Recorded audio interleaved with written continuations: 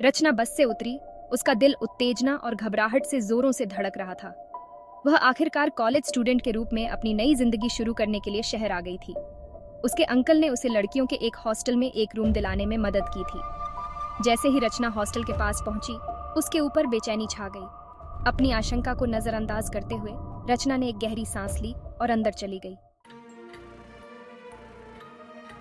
रचना का कमरा दूसरी मंजिल पर था, एक लंबे मंद रोशनी वाले गलियारे के अंत में। दीवारों पर फीके फोटोग्राफ और धूल भरे चित्र लगे हुए थे।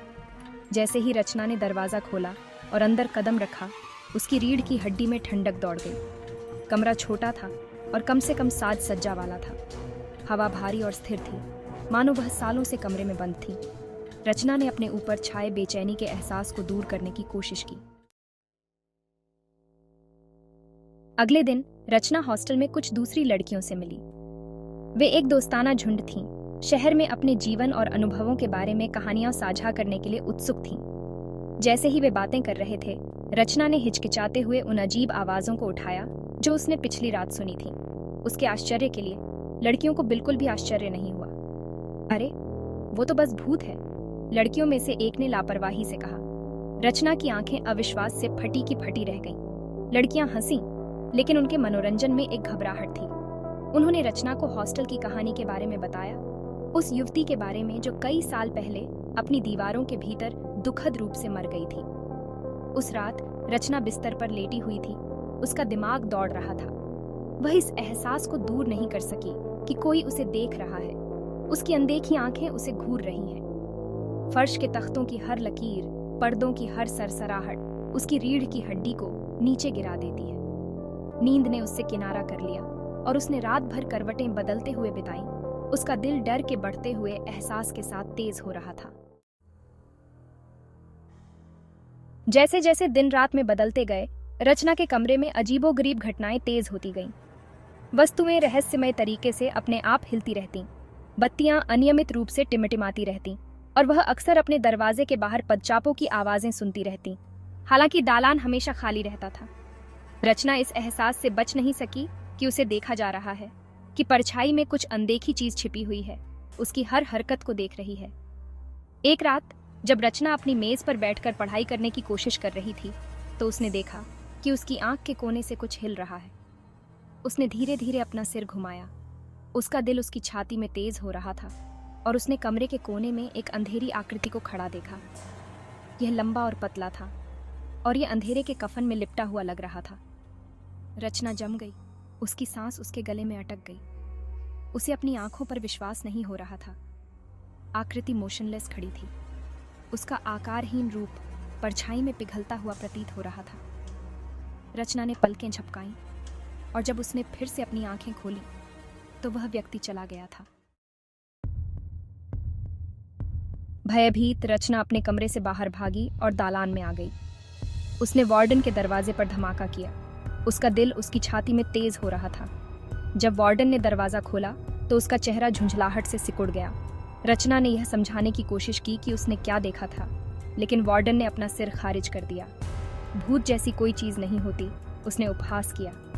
अपने कमरे में वापस जाओ, आ गई है। उसकी बात पर किसी ने विश्वास नहीं किया और वह बिल्कुल अकेली थी। उस रात रचना बिस्तर पर लेटी हुई थी, इतनी डरी हुई थी कि अपनी आंखें भी बंद नहीं कर सकती थी। उसने कमरे में एक ठंडा स्थान महसूस किया और हवा एक घुटन भरी भयावहता के साथ भारी हो गई। अचानक तापमान गिर गया और रचना को उसके गाल पर एक बर्फीली सांस का एहसास हुआ। उसने अपनी आंखें खोली और भयभीत होकर चिल्लाई, क्योंकि उसका सामना गोस्टिया प्रेत से हुआ था।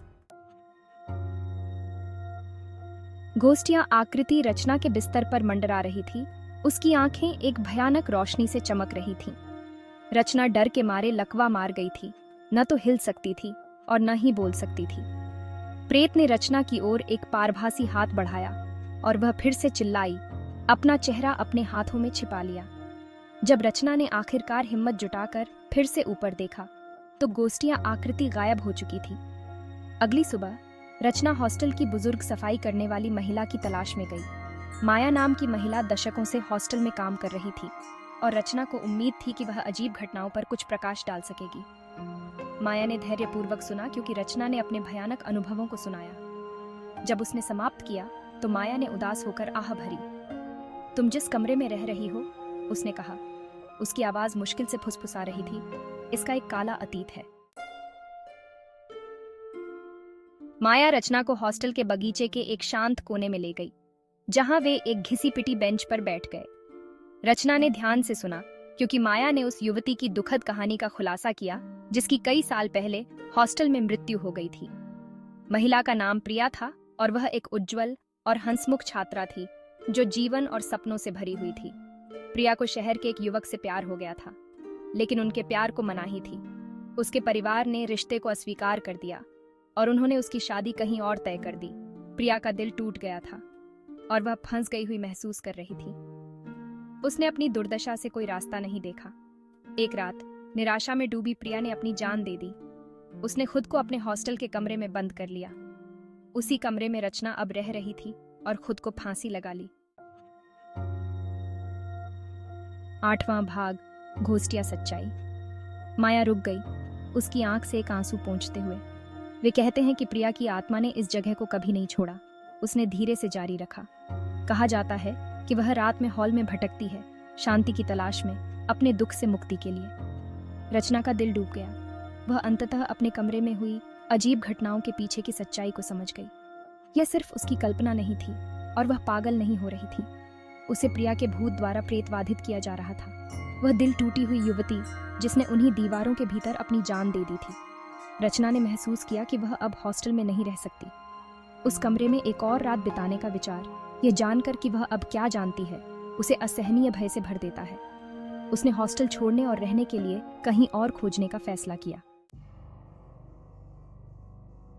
9वां भाग, उसका बैग पैक करना। रचना अपने कमरे में वापस गई और अपना सामान पैक करने लगी। उसके हाथ कांप रहे थे क्योंकि उसने अपने कपड़े फोल्ड किए और अपनी चीजें इकट्ठा कीं।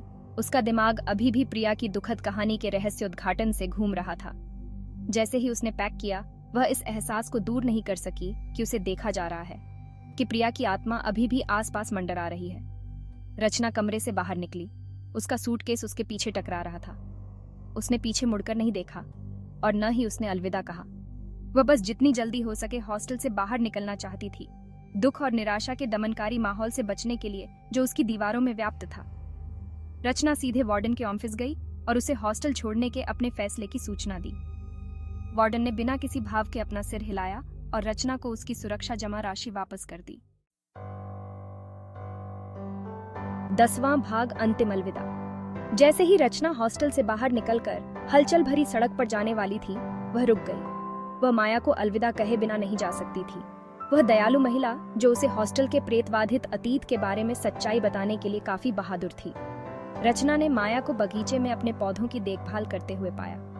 रचना ने माया को उसकी दया के लिए धन्यवाद दिया और हॉस्टल छोड़ने के अपने फैसले को साझा किया। माया ने धैर्यपूर्वक सुना।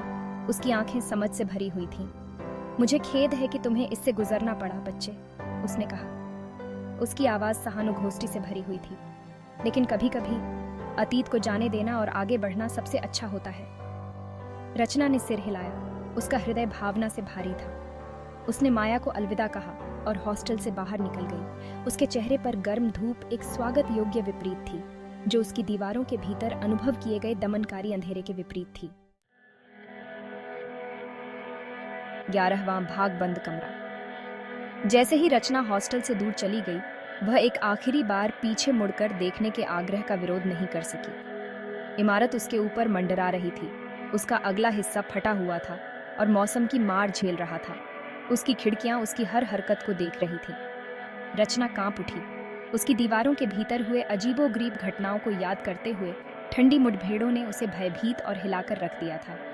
रचना को बाद में पता चला कि वार्डन दूसरी लड़कियों के बहुत समझाने के बाद आखिरकार उस कमरे को बंद करने के लिए तैयार हो गई जहां प्रिया की मृत्यु हुई थी। कमरा बंद रहा, उसका दरवाजा बंद रहा, उसकी चाबी कहीं नहीं मिली। कुछ लोग कहते हैं कि अगर आप रात में ध्यान से सुने तो आप अभी भी एक दिल टूटी हुई युवती के बेहोश रोने की आवाज सुन सकते हैं, जो हमेशा के लिए उन दीवारों के भीतर फंस गई है। और इसलिए पुराना हॉस्टल खड़ा था। उसके रहस्य उसकी दीवारों के भीतर गहरे दबे हुए थे। दुखद अतीत की एक भयावह याद दिलाते हैं जो उसके वर्तमान को परेशान